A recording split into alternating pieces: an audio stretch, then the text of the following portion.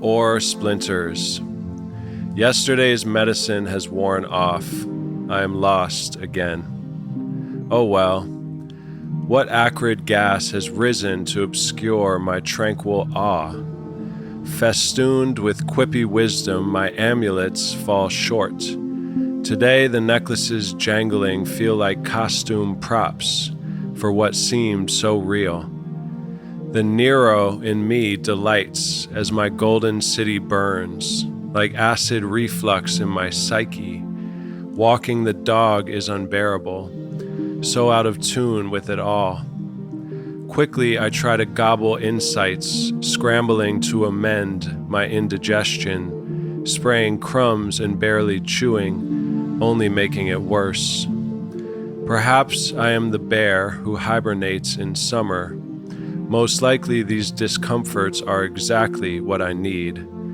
Grimacing, I chuckle and awaken in my favorite chair, mumbling this dream like splinters from the oars. This episode is sponsored by Lonely Buddha, a non-romantic, purely intellectual and spiritual dating app for enlightened ones who find themselves being forced to dim their light in order to fit in. Hide no more. Join the Lonely Buddha network now and connect with other like-souled beings on the path of awakening. Lonely Buddha will match you with other entities at a similar stage of enlightenment so you can pontificate with equals as you ride the escalator into infinity's lotus blossom extravaganza and stop squandering your hard-earned essence gems on those who can't tell the difference between soul and AI brain farts. That's a lot of words, man. That's some good words, brother. Really well put. Really well put. Yeah, man. So here we are. I don't know where we are. I feel like I just woke up and I'm a bit confused. I think we may have died. Man, it's crazy you say that because I thought I was dreaming and then I realized I was in the driver's seat of the hearse. But earlier it felt like I remember being in front of a hospital with my thumb out, but that's where I came to. That's crazy. Hitchhiking and then you picked yourself up. It wasn't me standing on the curb, and I looked over and saw someone else, but when they said hello, it sounded like you. And then they climbed in the back of the hearse. I've been thinking a lot about, especially with the telepathy tapes stuff we mentioned in the last one, and it seems like a lot of information coming out about our true natures as humans, you know, and like all the psychic, mystic, cool stuff. And I've been thinking about what's at the base of consciousness. If everything is consciousness, dreams, you know, reality, if it all to some extent is a product of consciousness dreaming itself, what is dreaming? What is underneath the consciousness? So who is that you outside the hospital? Our brains were eaten by cannibals in Hawaii. We wake up. Now you're driving the hearse. I think death. Where is death? Well, remember, he told us last episode he was tired of our crap and he wanted to go on vacation. I told him I've been tired of him before I was ever here, so it works out great. Yeah. So now it's either we sit around this hospital or get the hell out of town. Let's drive. Go, man. I know you like the back, but can you sit up front with me for a little while? I'll sit up front. All right. I know you get car sick. I do. I'll take some Dramamine for the drama queen.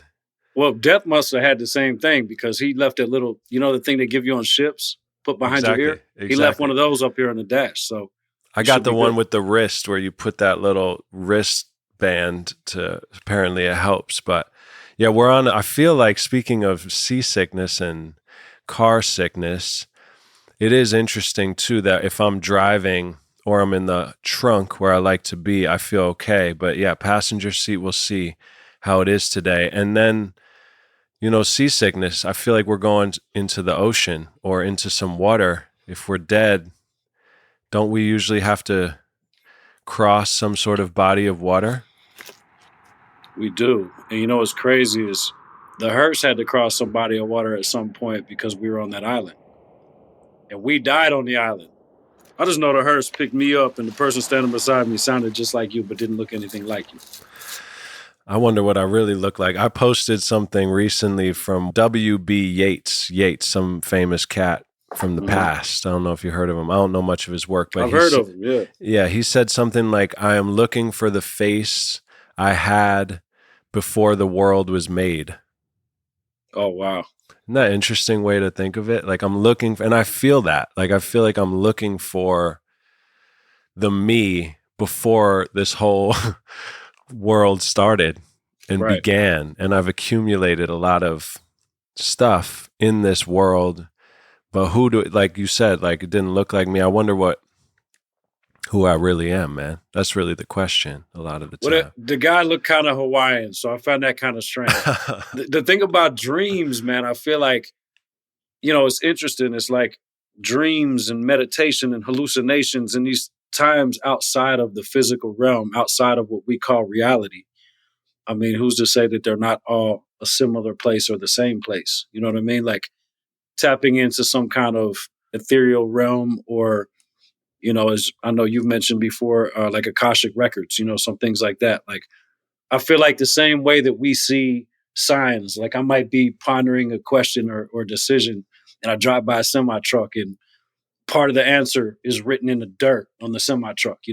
I feel like the same thing comes out of dreams, like these things. I always have a hard time digesting whether or not, so when you have like a dream dictionary, what this and that means, that's hard for me to feel that that's something that someone can translate. You know what I mean? Because I feel like your own subconscious could be speaking to you differently than it may speak to someone else. But then again, if this is a collective unconscious, then maybe that's wrong. So it's a definitely an interesting topic to ponder. So earlier I was talking to Kevin about basically what you just said, and I interviewed and I'm going to, again, this woman named Lisa Marciano, who's a Jungian, Carl Jung, depth. Mm-hmm. And I asked her, because my wife is trained in that, people in their world don't use the word subconscious, they use the word unconscious. And so I asked this woman why that is. Mm-hmm. And she said that subconscious is more of a Freudian thing, which was pre-Jung, and then they were friends or contemporaries, and then they had a split.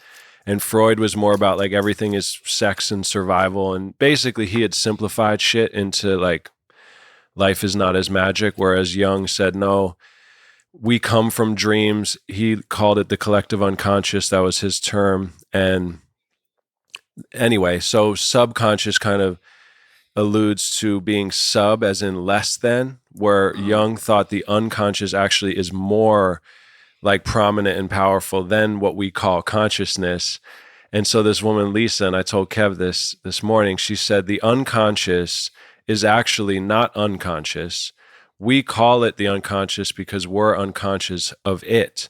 But actually, the unconscious is conscious of everything and is constantly sending us dreams and synchronicities to try to get our attention. So I love that. That's kind of what you just said. And same thing. And I feel like it's important to pay attention to those synchronicities. People call them all kinds of things. And that's me and you talk a lot about that. It's hard. Sometimes you don't want to get caught up in the terminology. You know what I mean? Like, and you don't want to not get caught up in the terminology. These words mean things. And unconscious is often related to water, which is why the ocean is often a metaphor for the unconscious. And so it's fitting that we're on the death aquatic journey today. And I was thinking about how we died. And one time I dove into a pool in Mexico actually and hit my head so hard. I was shooting a music video about rebirth. And I thought, to this day, I think maybe I did die that day. Whoa, dude, you just hit a chord with me. What happened after you hit your head? I mean, we're there shooting this trippy music video in a graveyard, and I dove in drunk on tequila, this thick black. I don't know if you've ever had black syrupy tequila. It's like a type of tequila. Back when I used to drink, and it was fun, and I dove in, and I came up, and just warm blood dripping down. It was just very surreal. And then the next day we shot the music video, but I hit it so hard, and I have this little scar here, and damn. It was surreal. Yeah, man. It's crazy you say that because Christmas, not this last Christmas, but the Christmas before, so 2023, I was in Mexico, straight up in Mexico. And I was, I frequently revisit the idea of my mother and dedications to her and things like that. I got up Christmas morning at sunrise on purpose to go out there before the sun rose. And I wrote a letter to her in the sand that did a whole, talk to the sky and have my whole own personal time with that, right? And my mother was a swimmer. Like she liked to, not professionally, but she was like regular people. She was a great swimmer. So she would swim way, way, way out. And I said, you know what? This morning I'm going to swim way, way, way out. I'm going to take her ashes and I'm going to do this. So I get way, way, way out there. My girls at the shore saying, no, come back, come back, come back. And I'm like, nah, I'm good. I got this. You know what I mean? I keep swimming. And long story short, I almost didn't make it back. I went to go unconscious. I felt the sand on my feet and I was able to get out and lay down. And it took me like 30 minutes to be able to catch my breath and feel okay. But I almost died at sunrise in Mexico in the ocean. You know what I mean? So maybe you did.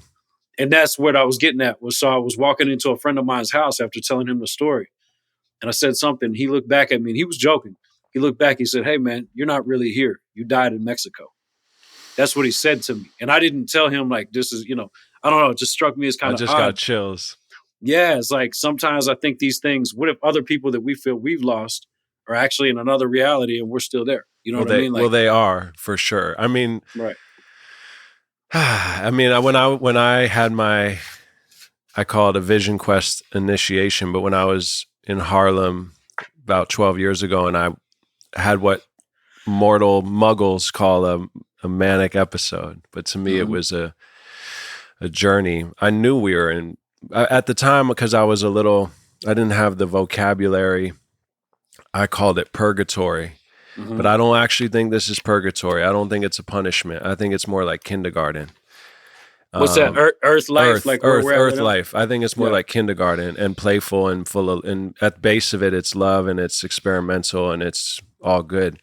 Purgatory, to me at least, implies kind of, the punishment of nowhere. But I definitely felt and walked around and saw how everyone is dead and that we don't know it.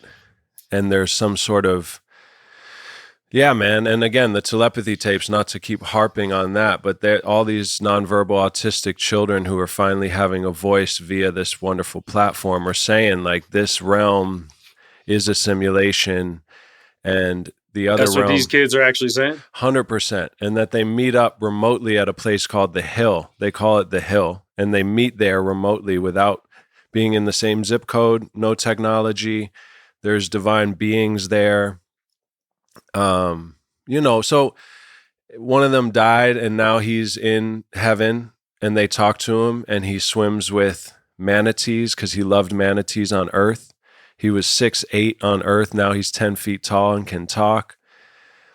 Basically, they say in heaven, it's all love and all. Anyway, not to go on and on about that, but as far as the levels of consciousness and a lot of the ancient people would say, the different realms. Our first episode was called Realms. Remember that shit? So it's like, we've been circling this, man. All of us as humans. Well, I think it's interesting you say something about this meetup spot because as you know, and anybody who's ever listened before knows I'm into psychedelics, specifically mushrooms. And I've gotten to a point where before hearing this, I've had in my mind the idea to try to get with other people who could go as deep and see if we could do exactly like you said, find a place that we can think of in our imagination and meet there on purpose without telling each other the details of what was said and see if we can come back here and say those things. So basically exactly what you said. It's real, man. It's really, really real. Like that CIA document, it's only the tip of the iceberg too, man. I feel like it's a lot out there that we don't understand. I feel like it's not a bad time. You brought this to me, so I think it's appropriate for you to introduce the topic. That becoming the crocodile, because I was reading it over, man, and there's like very chilling, very could be frightening, but there's an explanation that's so brilliant, that it's almost like warm. I think that's actually a perfect time to bring that up. And it is frightening depending on where you are in your journey. You know what I mean? Like all the things we've left undone or the things we've avoided are going to accumulate. And whether it's when you're on your deathbed, that death experience is going to be different for someone who lived a full life and faced their things while they were alive, as opposed to someone who might have a lot of regrets and didn't do it. So that death might be extra confusing and painful. Yeah, I'll read that if you want, by Normandi Ellis. She's translating the ancient text from over 4,000 years ago. And one other thing, though, it reminds me of Christopher M. Bosch. I told you about that book. What's it called? LSD in the Mind of the Universe. And at each realm, when he did these 72 high-dose journeys, he would go to a realm, and then the next trip would either continue in the realm that he had uncovered, but then when he was done with that realm, he would like reach its barrier. Literally, he would feel the barrier of that realm and then die and be reborn into the next realm. And each time it was excruciating, and he had to die as what he thought he was there to be reborn into the next realm, which expanded, and so on and so forth. And his estimation is that it's infinite. So in Buddhism or whatever, they say diamond consciousness is like the highest, I think. But he says, no, it goes on forever. Wow. I'll tell you something to expand on that. The last time I did a DMT ceremony with a very good friend of mine who's also an artist, but we did the DMT, and it took me to a place. I've never mixed weed with the DMT, but this time we did in a vaporizer, and it kind of prolongs the experience in a really positive, more calm way. And I smoked the DMT vaporizer, and I laid back, and it took me to a place where in my mind, in my soul, in my spirit, I was on my deathbed. And there was things currently, like in this moment, that I'm like, damn, on my deathbed, I was like, nothing crazy, but you want to treat people right and do things right and things like that. But there was things I was like, man, I wish I'd have fixed this, or I wish I'd have done that differently. But there were actually things that I still have yet to make the final decision on. And it took me there. And in that place, in that time, I was really there in my mind. It was that serious, right? And I regretted it. And I slowly floated back down to what felt like, wait a minute, I still have time. You know what I mean? And that was the lesson that needed to be learned. What a blessing, man, to be able to die before we die, or to feel the weight of the opportunity we have, the fragility, and still get to do it. That's beautiful, man. So the crocodile, right? It was dope. You run with this entity. How do you say it? Sebek or Sebak? Sebek. I say Sebek, but I don't know that that's proper, or that's just how I've always said it, Sebek. But I've been to that temple in Egypt. Cool. And saw the crocodiles.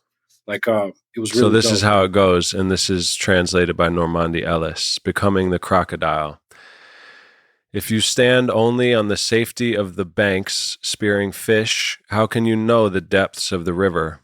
Can you fathom the darkness under a ledge of rock, or understand the life of the fish writhing on your spear? You mistake the teeth of the crocodile as the edge of the abyss, but the chasm is more terrible than teeth and certain. I fulfill the law, and the law demands your blood. I am Sebek, the crocodile, the catastrophe, the devourer, the necessity. Impaled on my teeth, you shall be blessed, for you will glimpse truth. I am only the secrets of your own dark heart, your lust, your greed, your anger, your flesh. As long as you breathe, I shall exist to snatch you from yourself, to grind your bones and chew your flesh, to tear the darkness from your heart. I am the living power of water, the cry that catches in the throat, the sob that shatters stone. On my teeth you smell the stink of flesh. To you I seem a living horror. But I tell you, in truth, I am your own soul, and it is with great sorrow that I crush the life you have made. I weep with the loss, but you do not believe. Such destruction is madness, you say. You do not understand. Is it madness to cut the wheat so that bread can be made? When you were born into this bright land, did you not weep for the lost dark of the womb? Whether or not you understand the law, you exist because of it. When you've reached the lips of the great devourer, You are staring into the jaws of creation. Man, there's so much gold in that. I mean, something that really, really stands out to me is I fulfill the law and the law demands your blood. I mean, that's as deep and it sounds crazy, but it also makes sense, you know? And the part that what's the other part they said about the bread and about screaming when you come out of the darkness of the womb? Is it madness to cut the wheat so that bread can be made? When you were born into this bright land, did you not weep for the lost dark of the womb? And that alone is like, I have a weird thing with thinking about before you were born. In my mind, is like the same place after we go. You know what I mean? And we're just jumped in this vehicle to cruise through this reality, and then we jump back out, right? And there's no more use for this vehicle. So it's like that's what we talked about before. It's just really interesting, man, how that's the case. You know what I mean? And yeah, I think relaxing for me, I noticed the autistic nonverbal children, there was one part where they say when they have trouble being telepathic, it has to do with anxiety or other people's emotions, and also that you can't go to the next level if your frequency isn't on some straight love shit. So it's like doing that work to surrender. It's just such a fine line, man. And I think a lot about the crocodile in relation to the reptile, in relation to the snake in the Garden of Eden. Yep. In relation to Lilith. So Lilith is a huge character for me. She's tattooed on my arm, but she, as an alligator or crocodile, apparently Lilith was the first woman that God made before Eve, and she refused to submit to Adam. She was like, fuck that, man. Like, I'm not going to do what you want me to do. I'm me. Like, what's up? And so according to whatever, Adam or whoever said, okay, let's make Eve out of his rib so she will be somewhat submissive to him. And so Lilith went off on her own, and she's the original feminine. She's the original woman, and she is repressed, especially in our culture, according to women that I respect, and I agree, and in ourselves. But she represents that darkness that Sebek is talking about. And that could be rage, that could be anger, whatever darkness in our heart that does not adhere to our plans in the bright lands. And Molly said something to me yesterday that just feels relevant to the repressed feminine. And feminine might even be, I like the word deciduous. I've been thinking a lot about that. Like trees are deciduous. They die in the winter, but then they're not dead. Thinking like that, how can we be more seasonal? Why are we trying to always perpetuate the same fucking, like, this is who I am all the time, 24/7. I'm on the mark, capitalism, boom, boom. God bless it all, but it's so like, it doesn't feel like right with nature. The other day, I came up with that saying that, or not saying, but phrase, whatever energy does not elevate me is my opponent and is not a part of me. Right. So any energy that does not elevate me is my opponent and not a part of me. Exactly. So that's something that just, I don't know, spoke to me. And it was, I feel like for a lot of my time here, I would get angry or flip out or do things like that and lose control and, say, man, they made me flip out. They made me do right. But in reality, that was a choice that I made. And, sometimes you have to put on the scales, is this decision worth turning up the volume, or would it make more sense and benefit everyone involved more to just roll with the punches and go with the flow? And I'm going to get to what Molly said. I love that. And it's like, what is the part, like I heard recently that ego is not just inflation. Ego is a protection around the wounding that we got at a young age for parts of our true self we showed that got wounded. Like if I showed my creativity and someone in third grade was like, ha, Zach's a fucking loser. And so now I had shown my true nature and it got hurt. So I start building an ego around it. And now that ego serves its purpose to help me survive. But then over time, it becomes a prison. So that Lilith energy, that rage, that madness, like, is there space for that? Is there a way, like my homie Vitaly said at coffee the other day, he said, man, my son will say to me when he's mad, he's 5, he'll be like, I hate you right now. I don't like you at all. And that can kind of hurt you as a dad, but obviously, it's a kid. But wouldn't it be funny if in the world we were able to tell people like, yo, I really don't like you today, and let that be cool. And then tomorrow we can be cool. Like, be honest with shit. Yeah. Like, I'm in a bad mood. Like, I wish we had more language to say that. And I feel like that's that Lilith that's been repressed in a lot of ways. So Molly said to me at dinner last night, it just struck me, man. She's talking about the grief of being a woman that's beyond just her, but just like the grief of women that she feels, the grief of what women go through, even in terms of pregnancy, that men can never understand. The grief of, she said, if you think of the genitalia of a woman, it's inside her body, right? Like literally and metaphorically, you have to want to go through the threshold of a woman to get to know her, whereas men were outside. But most men don't give a fuck. Most men don't want to go over the border to really get to know what's behind the woman. It requires an actual going toward. I just thought that was so interesting, man. Like the invisible and the inside. Mm-hmm. And I've been guilty of it too, just yapping and like, what does that take to slow down? And maybe it takes getting your head bitten off by a crocodile. Yeah, maybe so. I'll tell you something so I've been waiting to remember this, but you said something a minute ago about the nonverbal autistic children with telepathy and how anxiety, whenever they can't get their telepathy out, right?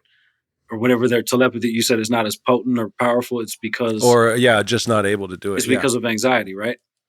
Or other people's anxiety. Yeah, just like emotional chaos. Right. Yeah. So that leads me to believe like, okay, they've got it down where they can do telepathy on purpose, right?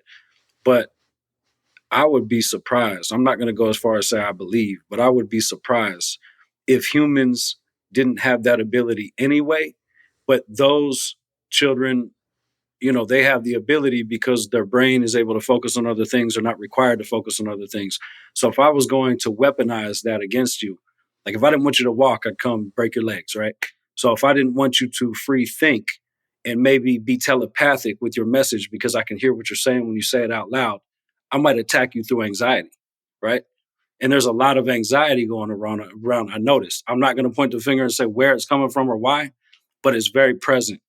And also attention. It's like when things take our attention, whatever that is, whatever takes our attention, if it's not necessary and doesn't benefit us, what is the purpose? We trade our attention. Our attention is like currency, right? It's like I only have so much. I don't have this endless supply of attention. So if you take all my attention, I no longer have any more for my vision, right? For my family, for what I want to leave here on this earth. I'm busy in someone else's, circle. You know what I mean? I'm going through their endless cycle. That's my tangent. That's a beautiful tangent. And I mean, there's another quote that I just was thinking of the other day about why am I so hung up on desolation? Because that's where the treasure lies. And the opposite of desolation or solitude is what you're describing. And we have the news on literally or metaphorically all the time. I see people, man, it's not even them.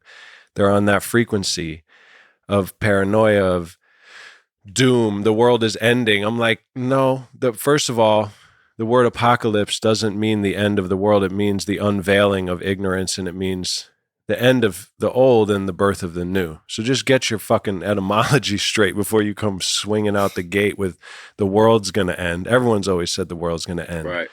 Every culture. But you also just made me think of, now I need my tangent magnets. But let's see. It doesn't matter. Wait, oh shit, we just hit a bump. It doesn't. Yeah, that's what happened, man. See, I'm not used to driving a hearse, dude. I'm not used to driving a hearse. You got to give me a second. I'm not used to driving a hearse. Oh, man. Good? Yeah, okay. No, I'm good. I'm good. Cool. I'm going to just take a sip I know of you hit your head on the sip, kombucha. but I didn't mean to hit that bump like that, bro. My bad. No, you're good. It just triggered a Mexican pool trauma. I noticed. I could tell something happened. I was like, what? Is it good? No, I'm good. But I think that, what do I think that, what the fuck? No, I think I think therefore think I it's a am. trip. No, I'm playing. Yeah, for real. No, exactly. No, I just see that what you described, man, of the anxiety and giving away our power and what it takes to really. I mean, it takes a lot right now, I would say, especially for the young ones, for my son, my child. I don't know how best to, orient them to the importance of quiet, the importance of your own opinion, the importance of tapping into those frequencies when it's so loud. I mean, I think explaining, like, I like to just remember my superpower, you know what I'm saying? And allow no one to take that, and make sure that I do my best to be conscious when someone is making an effort to strip me of my superpower. And my superpower is my ability to move through this reality and do it in a positive, conscious way where I'm aware of the decisions I'm making and I'm calculating them in advance for a positive outcome. Yeah, I think that's it. Staying focused on your power, indeed. Like I've always wanted you, Edward, because now that we do this, we ride in the hearse occasionally, and I respect and notice our dichotomy of how I might have too much heart on my sleeve, and you're more of a calculated general, and so I think both of us. I need to tighten up my ship a bit. But that's the balance in the hearse. So I'm trying to poke you like death never talks. I'm trying to get you to just tell me about, because I made a joke to you about how sometimes I feel like we're on a podcast, but it's actually an interrogation room, and I'm like, Edward, and you're like, nah, I can't answer that like that. I wasn't there. I don't remember. Hey, since death ain't here, you mind if I do some donuts? Yeah, exactly. Come on, let's Please go. do, man. All right, hold on. Let's Let me do a U-turn real quick. Hold on.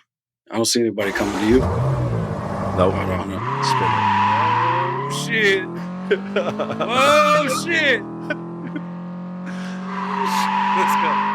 Let's go. All right.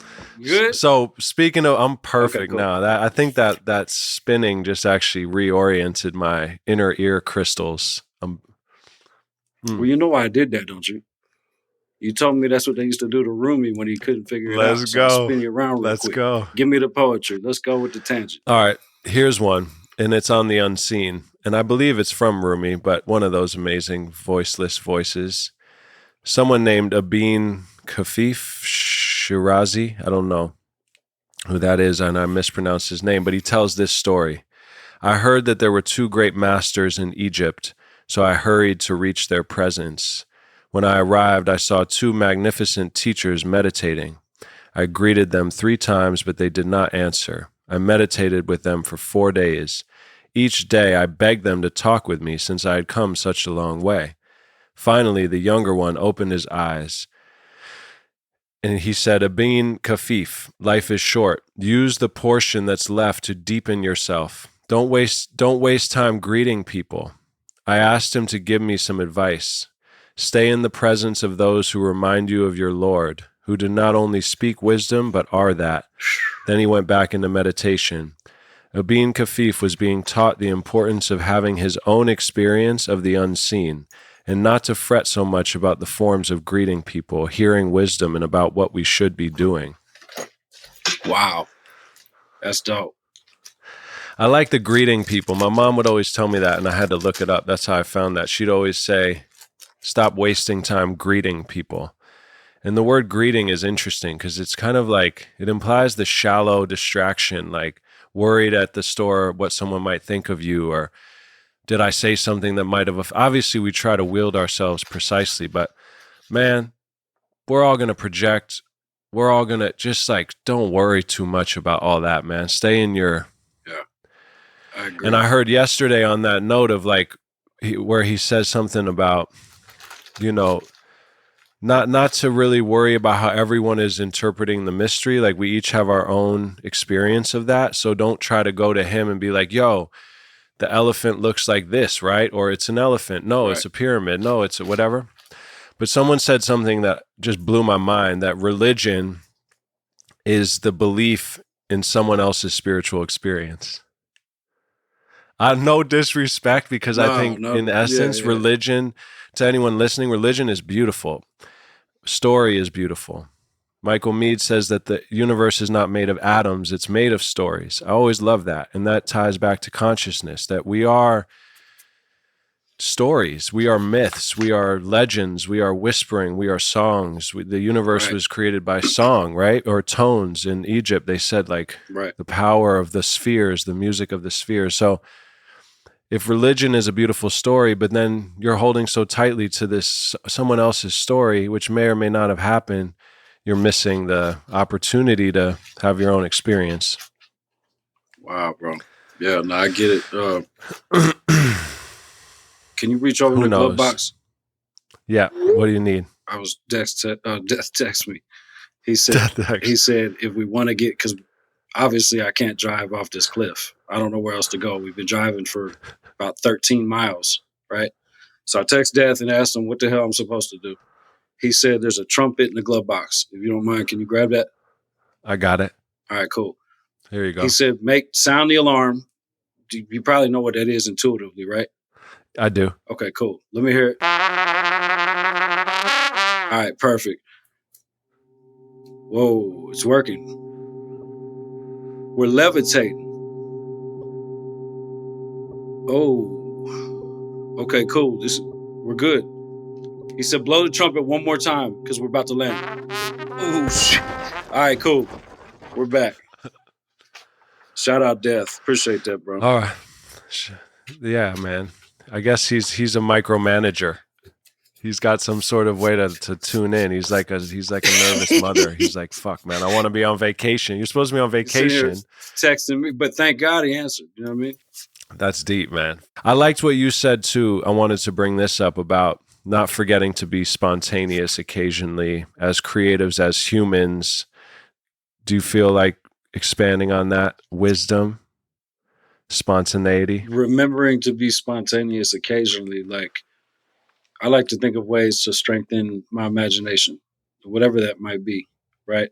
Meditation, obviously, but things like memory work, memorizing certain things on purpose to strengthen your memory. Because if you, just like working out, if you go to the gym, you see results, same thing. So if you're doing memory work, you see results. Other things like switching up your routines, taking different routes home, different routes to the store, right? Doing things a little differently on purpose, keeping people on their toes because you switch it up. You know what I'm saying? Like, I don't know, some power in that, but power for yourself because you're strengthening your imagination. It's funny, in the telepathy tapes, they did an experiment where someone is checking into a hotel and they talk to the person behind the desk. And then when they look away, the person behind the desk ducks down and it's a new person who comes back who looks totally different. And most people, if not all, don't realize it's a new person. They think it's the same person because we only see what we expect to see. It says that about consciousness. That's why, like, if you misspell a word, but you do it with an absence of letters, your brain still registers it as that word because your brain is working on a lot of assumptions. I've seen that before. I've seen that. So that's like reality, man. Consensual reality. You know what I mean? So I think, yeah, that interesting line of like, we see what we expect to see. And they actually talked about, whether it's aliens, fairies, angels, demons, like all of that is real on some dimension, but each of us is we're oriented to a certain way. So if your brain is all about aliens, you're probably going to experience aliens potentially. But if you're more about like night, I thought that was very interesting that we're all, the kaleidoscope or perceiving lens is different based off who you are. And which is why I think now more than ever, like you only go to the shaman when the regular doctors don't work. You wouldn't go to the shaman usually if your life is all happy-go-lucky and everything's working. You go to these people who deal with ambiguity and mysterious forces only when reality is totally not working and you've exhausted all your attempts to try to fix it.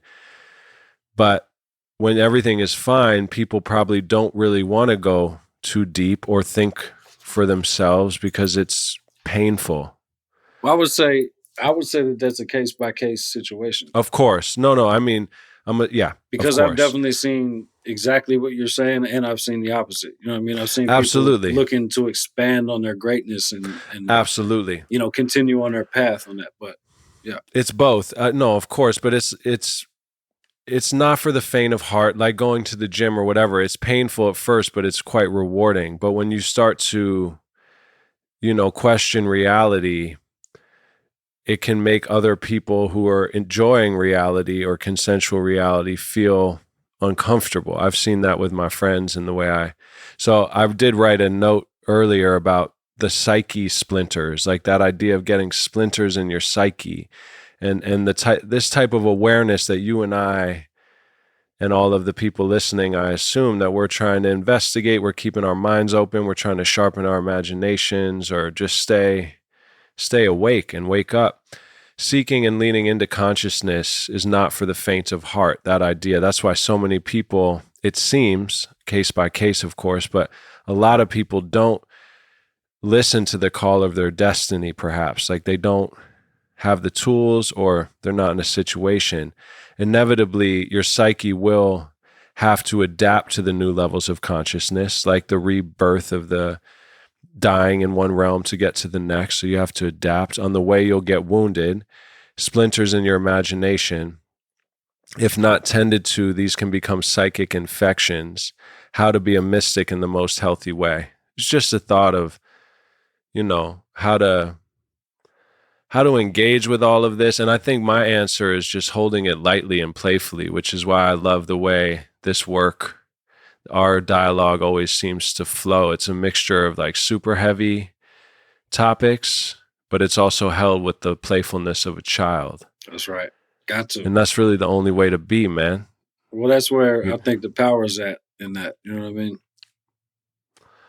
Exactly.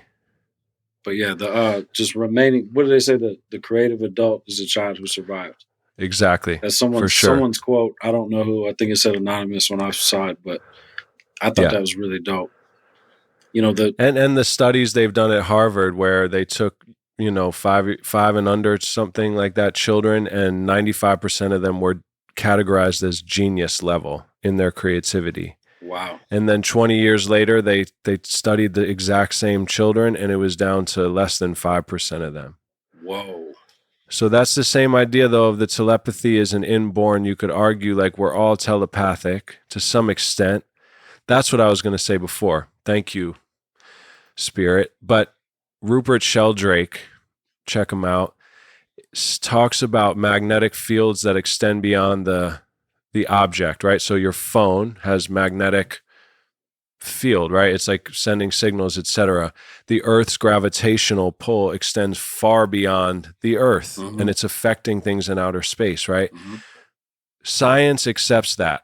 But sometime, I don't know, it was the 1900s, materialism is what it's called. Materialistic science became the dominant thing, and that's, if you can't see it, it's not real bullshit, which is nonsense. But he was saying telepathy is it's like, it's the same as a phone. It's not, it's a force field. It's a magnetic field. It's literally, Dolly Parton apparently had her cavities done and she was driving and she started hearing music in her head.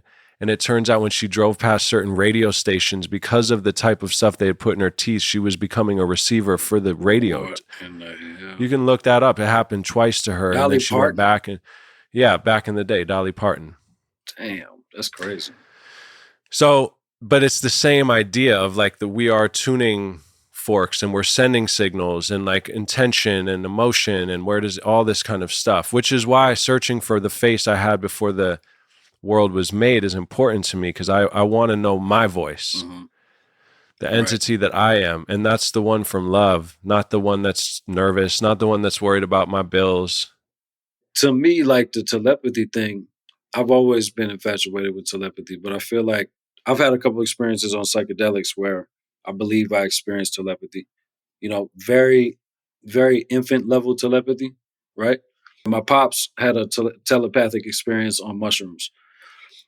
And man, I believe that we have the ability to tap into that, but we have to practice, you know what I mean? Or, hone in on these things to make this work. Yeah, 100%. And I think we all have our gifts and we all have our genius and we all have our, our ways. So one way might not work for the next. And that's why I think holding space for, what we don't understand is important. That's why I think awe and humility, and you look at a tree, man, I wonder what that tree knows. Hello tree. The trees are real, man. The trees are alive and wise and beings, and the mountains and everything's alive. Man, I went into the Smoky Mountains, Mount LeConte, one time with a friend of mine, and we ate a bunch of mushrooms. And it's a beautiful hike, really beautiful hike. It looks like it changes to different countries throughout the whole hike. And anyway, so we went in there, and this dude was really concerned. He had on some brand new Fila's or something. And he kept looking down and was like trying to do everything he could to keep these Fila's clean. Oh, and I'm tripping. I'm really tripping. Like, this is probably 15 years ago. And all I'm thinking is like, man, look up, look at the beautiful mountains. You know what I mean? Look at the trees. Look at these mushrooms on the ground. You know what I mean? All this beautiful stuff. And this dude keeps looking at these Fila's.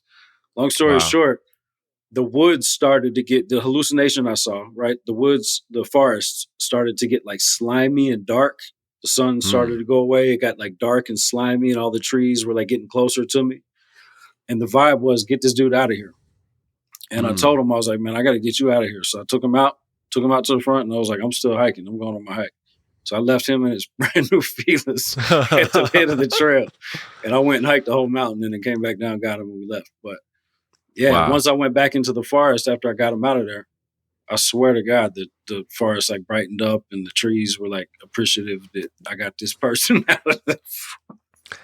Yeah, because it's like every experience is neutral, or it's just choosing how you are looking at it in that moment. What are you paying attention to? Right. Right. And it's so easy to pay attention to the part of our minds that are worried how we look, or aging, or being insecure. But if in that other place, that's not what it's about, man. It's about the heart. It's about the smile. It's about the mystery. It's about the love. Mm-hmm. Yeah, I love that. That's a great story, and very powerful. There's a man named Bear's Belly who said I forgot which tribe he was from, but very powerful man who did not let anyone take his photo until the end, when he realized he let this one cat take his photo because he thought it might help some people. But he still travels. He's not in a body, but he's a big spirit. And he said, wow, that's dope. About his people being killed, he said, what they did not know is that a man who has lost everything is the most powerful man in the world. For a man who has lost everything has nothing left but spirit, and spirit is where his only true power lies. Wow. And he went on to say that, like, this idea of, them and us and who killed who, that we're all one, and we're all going back to the same place, like you said. And so, I think my seasickness is getting to a point where I'm ready to hop out and go be with Rock, and I'm good.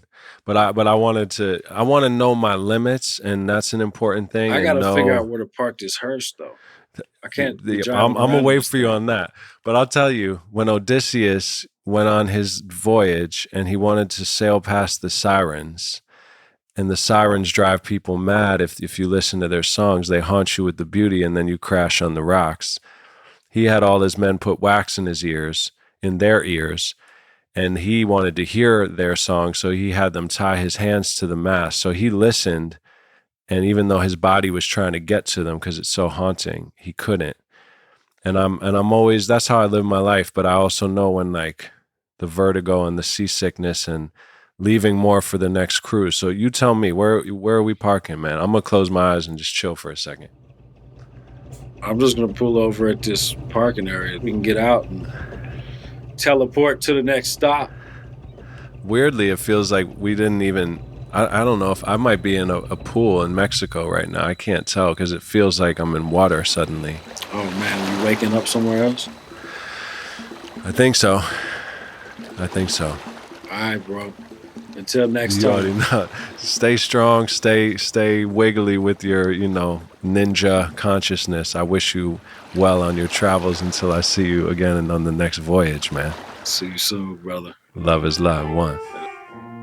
Where did I go wrong? This headache behind my eyes. silence all the You know the while. one where they said that Walt Disney froze some stuff or something? I can't hear what I Go for the already know. fourth base divided by 2 Maybe if by I stopped. Semi kinda sorta, can he find an order to the many lives behind and in front? This karma can't front, it gets harder and harder. That's what she said. Oscillate between dad jokes and deep quotes in AA. I see ghosts, shout out amnesia. Sinner having seizures, trigger synesthesia. Can I freeze ya? Cryogenic like Fantasia. Wizard, we been mopping too much, dropping the brush. Let God paint itself, you compliment and I blush. You disrespect and I'm crushed. I should probably hush. Zen monk in a rush, tripping over my robe. That's the flip side of mystic, miserable in my skull. Flipping off my reflection is inevitable. Part of the game, bitch. When your brain is some kind of strange bridge for ancestors, angels, and ghosts. Plus all their crazy kids. I hope that these ropes don't snap. They just did. Trepidation, all this fucking hesitation. Ever waiting for the gatekeeper pacing. Outpatient, taking measures in my fist. Frankenstein and feathers, making birds out of wires twisted. Wish I had an A&R who would listen. Or an AR to wave, maybe then they pay attention. Paying you to listen, that's offensive to the muse. But who am I? Just a henchman. So many fences, Huckleberry with this penmanship. A veteran, yes, but still a baby. Grateful the resistance just strengthens my crazy. Rap trickles from the cheeks like Zach Nicholson. And red buttons is chief. Nurse hatchet backfires, a straight jacket release. I can breathe again, it's me again. Nobody. Toes muddy, just a thimble in the tank. We drove hungrily. Something, something. The end is not important. The point is no point. Just an appetizer for the chorus that goes like.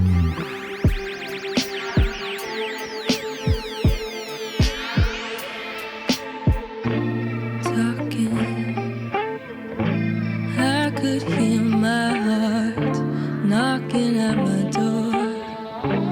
Maybe if I just stopped talking, I could hear my heart. Maybe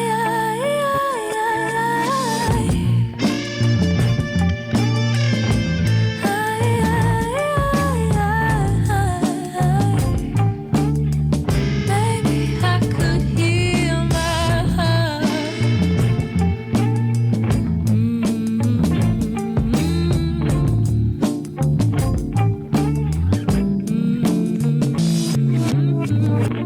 Head chief of my village, initiated by healers. Flip a quarter and call on your faith. Humble beginners, got used to tasting this poverty. With these last $2, I'm about to pay for these problems. Overload on my conscience, paid the toll for the answer. Clear the pathway for me, taking care of my parents. Funny, I'm stuck in my ways. I made 100 mistakes, cannot replace this on repeat, on constant instant replay. Ayy, how do you escape? Gun on my face, a gun on my waist, I'm traumatized. I just see too many mamas cry. I just see too many homies I just see too many friends of mine on t-shirts and a pink hearse. No, the ink hurt when it insert. There's 4 lives to the rebirth. Repurpose, resurface, rehearse, and it went perfect. Take a bow while she cursed. She acted out, then we leave Earth. Without the scars on images, you won't connect antennas. Best to lead by demonstration, imitate my killers. Follow the trail of tears. Inherited hell for years. I spill my grace, I face my fears. I will reform, I will be done. Mission completed, here's the key. I hope and unlock your true beliefs. Dreams your heart, your soul can part. Dark compartment, spin the block. Spin the block, spin the block. Can you resonate? Can you feel it drum vibrating in your DNA? Got plenty love to break apart and share for generations. I give my all to save you. I know I'm highly favored, but hell, we tired of living check to check. No more tears to cry, I weep the river nearly to my neck. Don't turn against yourself. Plot twist, you heard this shit 1,000 times, little bro, but you got this. Cross my path, I feed your cabbage patch. I'm not a savage, but salute me like your sergeant passed. I said, cross my path, I feed your cabbage patch. I'm not a savage, but salute me like your sergeant passed. 21.